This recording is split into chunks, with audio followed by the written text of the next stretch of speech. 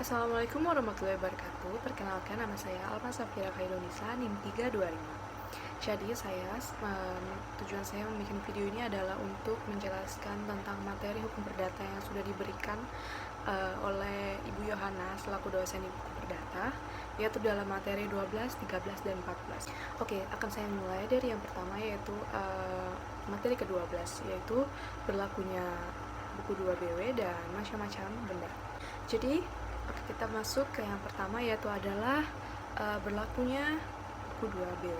Nah, sebelum kita masuk, kita juga harus tahu tuh apa sih kitab BW itu. Jadi kitab BW itu adalah kepanjangan dari Burgerlijk Wetboek, atau yang biasanya kita kenal di Indonesia yaitu adalah Kitab Undang-Undang Hukum Perdata. Buku hukum perdata atau buku BW ini itu ada 3 buku. Buku pertama yaitu berisi tentang perihal orang, yang kedua itu tentang perihal benda, yang ketiga itu tentang perihal perikatan. Oke, jadi yang akan kita bahas kali ini adalah tentang buku 2 KUH Perdata. Oke, untuk materinya saya akan menyesuaikan dari materi mind mapping saya yang ini, yang sudah saya buat dan ditugaskan untuk saya dari Bu Yohana. Oke, kita mulai dari pengertiannya. Jadi buku 2 BW ini itu mengatur tentang hukum benda yang berisikan tentang aturan-aturan dan ketentuan yang menyangkut masalah benda bergerak maupun tidak bergerak seperti tanah.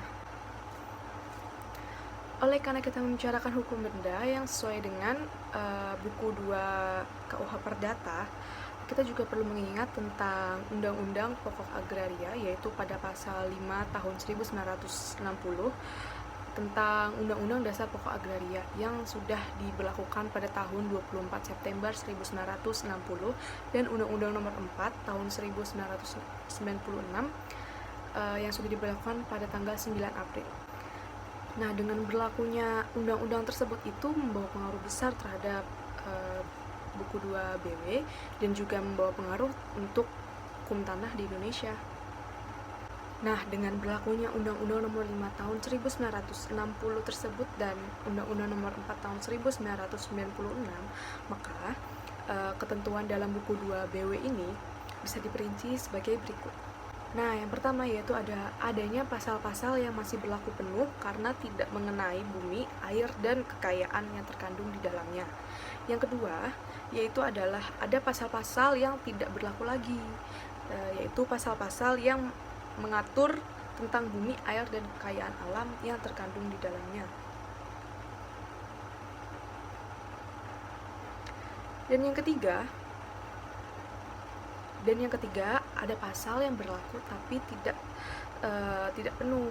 Jadi dalam artinya tuh bahwa ketentuan tidak berlaku sepanjang mengenai bumi, air, dan kekayaan alam yang terkandung di dalamnya dan masih tetap berlaku sepanjang mengenai benda-benda lainnya. Nah, untuk contoh pasal-pasalnya yang masih berlaku penuh yaitu adalah pasal tentang benda bergerak pada pasal 505. Kalau untuk yang pasal yang tidak memenuhi lagi atau tidak berlaku lagi itu ada di pasal tentang benda tidak bergerak yang melulu berhubungan dengan hak-hak mengenai tanah. Nah, untuk contoh pasal yang berlaku tapi tidak penuh yaitu adalah pasal-pasal tentang benda pada umumnya. Nah, dengan berlakunya Undang-Undang Pokok Agraria ini, maka di situ pula juga ada hak-hak atas tanah yang dimiliki oleh seorang pemiliknya, yaitu yang sudah diatur dalam pasal 16 Undang-Undang Agraria. Jadi isinya itu ada hak milik, ada hak guna bangunan, ada hak guna usaha, dan ada hak pakai. Nah, yang dapat mempunyai hak guna usaha itu adalah WNI dan Badan Hukum Indonesia yang sudah diatur dalam pasal 30 ayat 1 Undang-Undang Pokok Agraria. Nah, sama dengan hak guna usaha ini, hak guna bangunan juga yang mempunyai wewenang atas hak itu adalah WNI dan Badan Hukum Indonesia yang sudah diatur dalam pasal 36 ayat 1 Undang-Undang Pokok Agraria. Sama juga halnya nih dengan hak milik, itu hanya bisa digunakan oleh WNI dan Badan Hukum Indonesia yang sudah tertuang dalam pasal 21 ayat 2 dalam Undang-Undang Pokok Agraria. Sedang yang berwenang untuk menggunakan hak pakai yaitu ada yang sesuai dengan pasal 42 Undang-Undang Pokok Agraria, yaitu adalah WNI, WNA, Badan Hukum Indonesia, dan Badan Hukum Asing. Nah, jadi saya akan memberikan salah satu contoh kasus, yaitu kasus hak pakai, penyalahgunaan hak pakai dari penjualan hak tanah, maksud saya penjualan tanah hak pakai dari PT KAI, yaitu oleh K Kanwil BPN dan KBPN Jakarta Barat. Kasus ini dimulai di mana kasus penjualan tanah hak pakai PT KAI yang hingga dibuatkan sertifikatnya tersebut berawal dari tindakan oknum PT KAI menjual tanah kepada sebuah pengusaha perusahaan guna dijadikan sebagai tempat usaha. Kemudian tanah beberapa hektar yang ditaksir bernilai atau merugikan negara puluhan miliar tersebut diajukan untuk disertifikasi menjadi HGB oleh BPN Jakarta Barat dan Kanwil BPN DKI Jakarta memuluskan pengajuan pemohon sertifikat meskipun tanah yang diajukan untuk mendapat sertifikat HGB merupakan aset negara yang dihakpakaikan kepada PT KAI.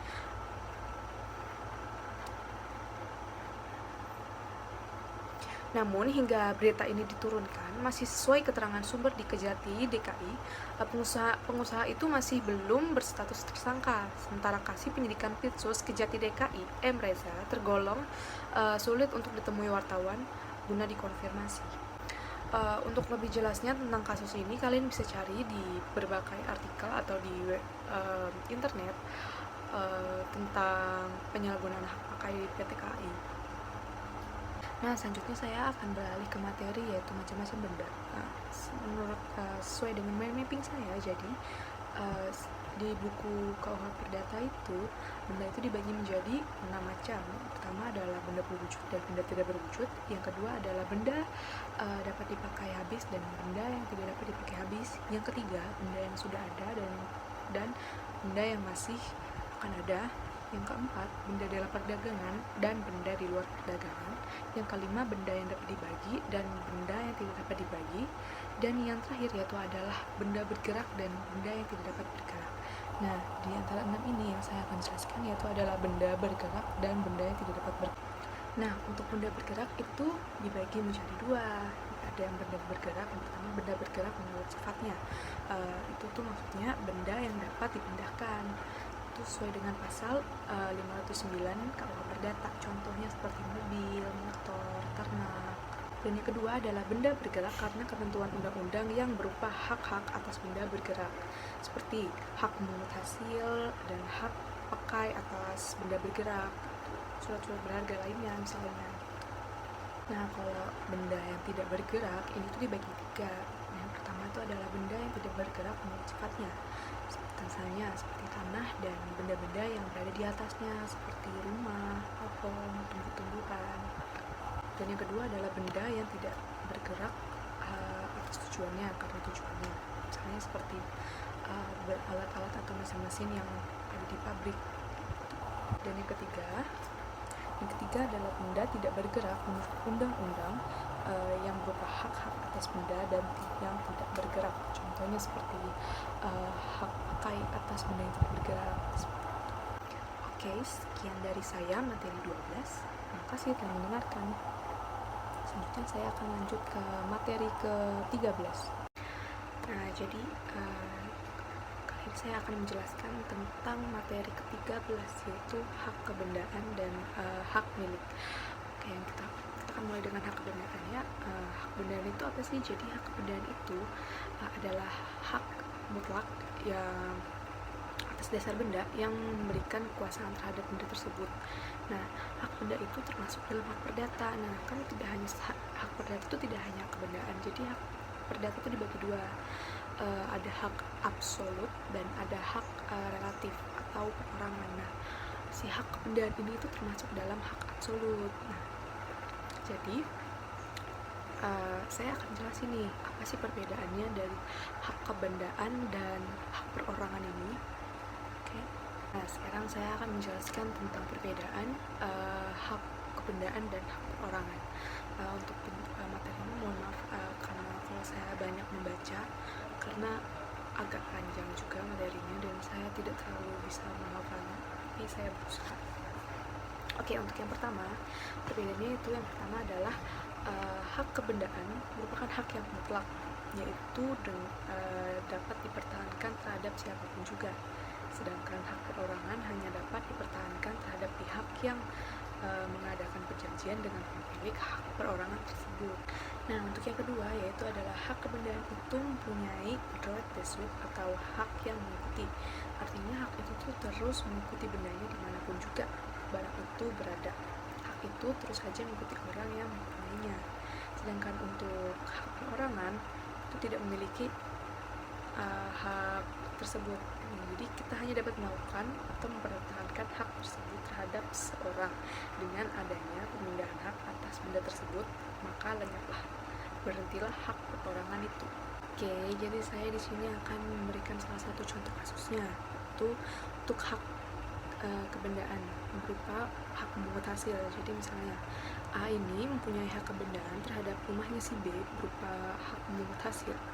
Lalu si B ini menjual rumahnya itu terhadap si C dengan levelnya benda tersebut. Maka si A di sini tuh tetap dapat melakukan haknya itu terhadap si C sebagai pemilik rumah yang baru. Nah, untuk contoh hak perorangannya itu adalah hak pinjam pakai. Contohnya, misalnya A ini mempunyai hak pinjam pakai terhadap si B, tapi lalu si B ini menjual rumahnya ini terhadap si C, maka si A ini tidak bisa memakai haknya, yaitu hak pinjam pakai ini terhadap si C atau sebagai pemilik rumah barunya itu, karena hak personalnya itu udah hilang semenjak C itu membeli rumah tersebut. Nah, untuk perbedaan yang ketiga yaitu adalah pada hak kebendaan itu terdapat suatu sistem mana yang lebih dulu terjadinya tingkatannya adalah lebih tinggi daripada yang terjadi kemudian atau belakangan. Nah, untuk yang keempat, maksud saya perbedaannya yaitu adalah hak kebendaan merupakan hak yang didulukan atau hak yang terlebih dahulu. Oke, contohnya yaitu misalnya si A ini mempunyai hak pemungut hasil atas bendanya milik B ini, tapi si B tuh kemudian pailit, maka si A ini tidak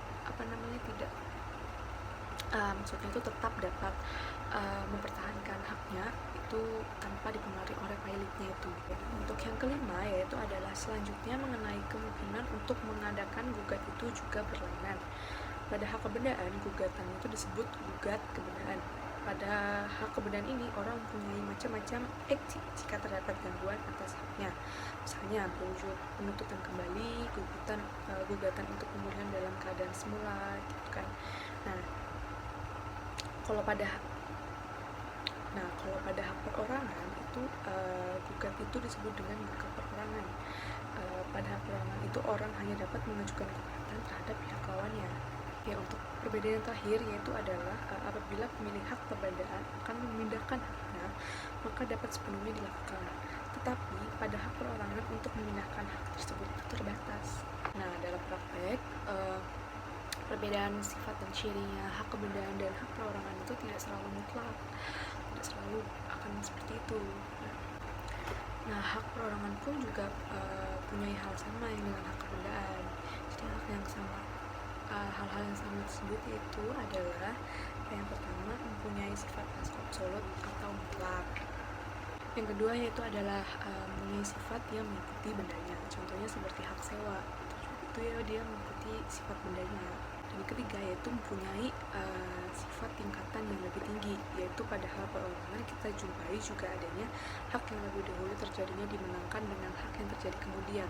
Nah, misalnya itu pembeli penyewa pertama berhadapan dengan pembeli penyewa kedua. Nah, dengan mengingat berlakunya undang-undang pokok agraria ini, maka hak kebendaan yang diatur dalam buku undang-undang kitab undang-undang perdata ini dibagi menjadi dua. Yang pertama itu ada hak kebendaan yang memberi kenikmatan. Yang kedua itu adalah hak kebendaan yang bersifat memberi jaminan. Contohnya hak kebendaan yang memberikan kenikmatan ini yaitu adalah basic atas benda bergerak, hak pemungut hasil, dan hak pakai atas benda bergerak.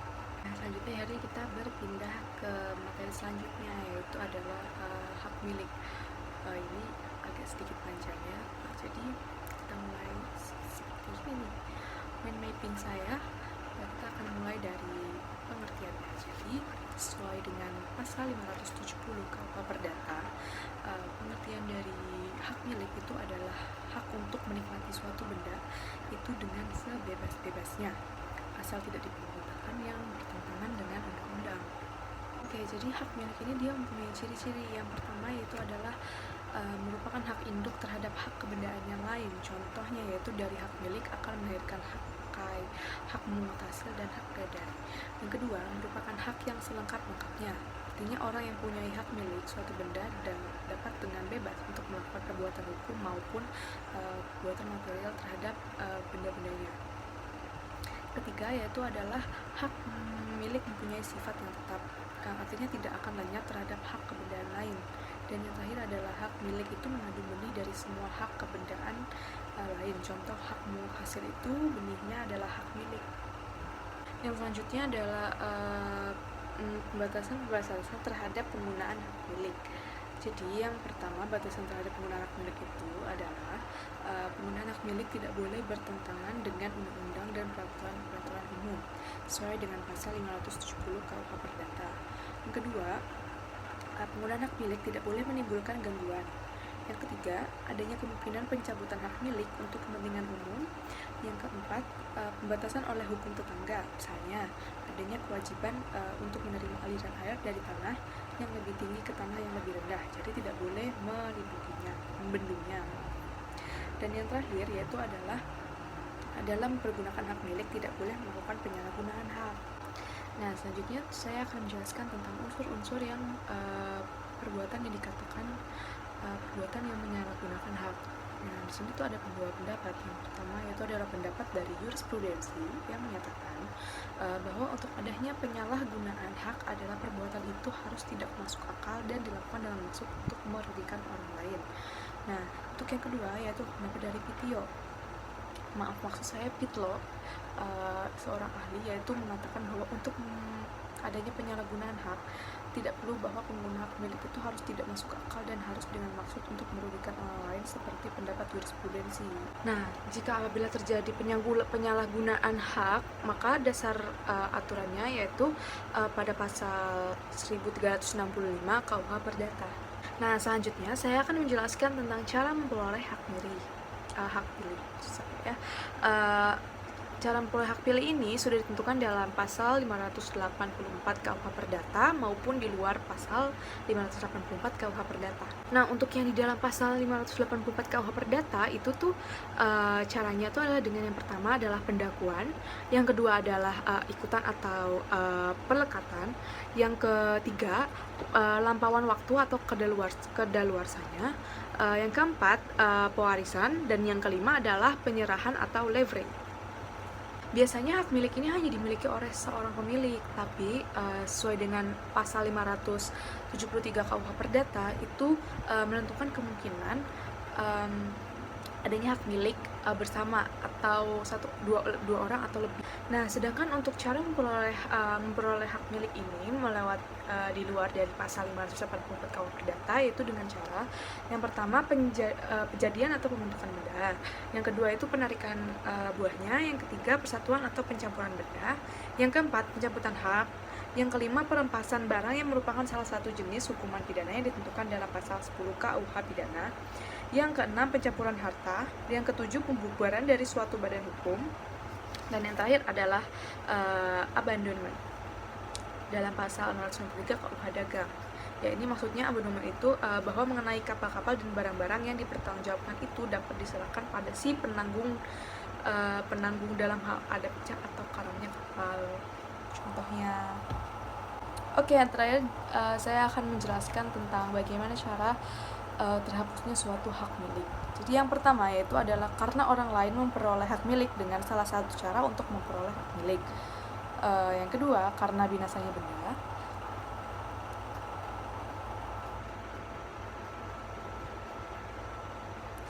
Yang ketiga, dilepaskannya secara sukarela oleh pemilik. Dan yang terakhir adalah dicabutnya untuk kepentingan umum. Nah, sekian materi dari saya untuk materi 13. Mohon maaf jika ada kesalahan dan mohon maaf jika saya masih ada beberapa yang membaca dari buku karena saya tidak terlalu bisa menghafal. Terima kasih. Jadi selanjutnya saya akan menjelaskan tentang materi 14. Terima kasih.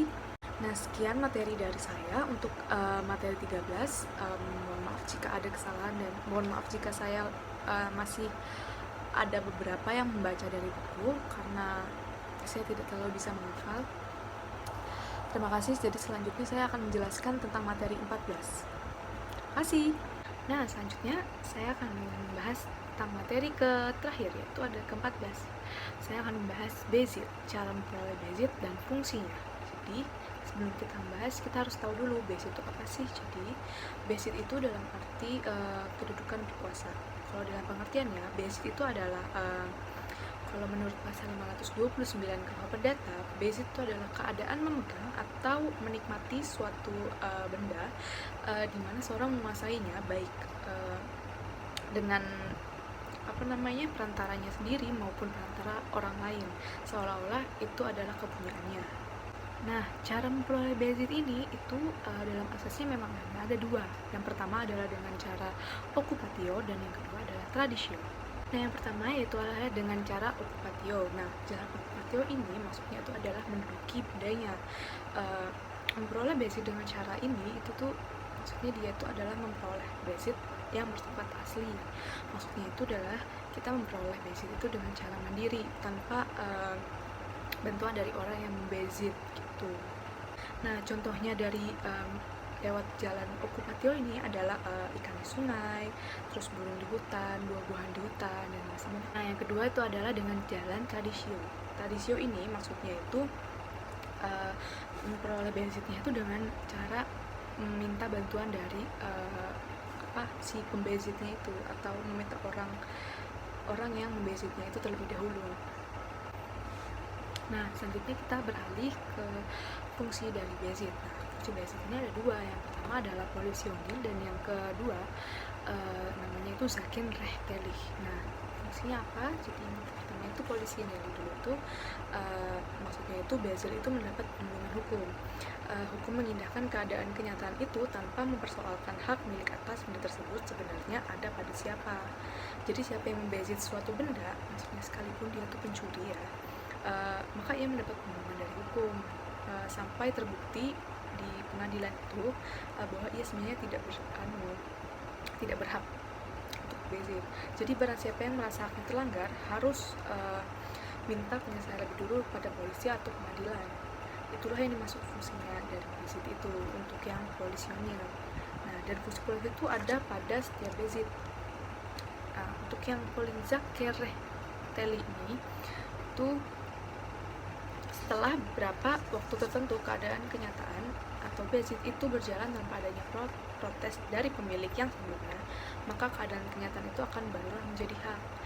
Yang tadinya Bezit itu akan berubah menjadi hak milik, yaitu dengan melalui lembaga Vejaring. Itulah yang dimaksud dengan fungsi Zaken-Rechtlich ini daripada Bezit. Mohon maaf jika nggak terlalu jelas ya, karena mungkin materinya tidak terlalu lengkap di buku. Terima kasih untuk Ibu Yohana, semoga materi saya diterima. Terima kasih. Assalamualaikum warahmatullahi wabarakatuh.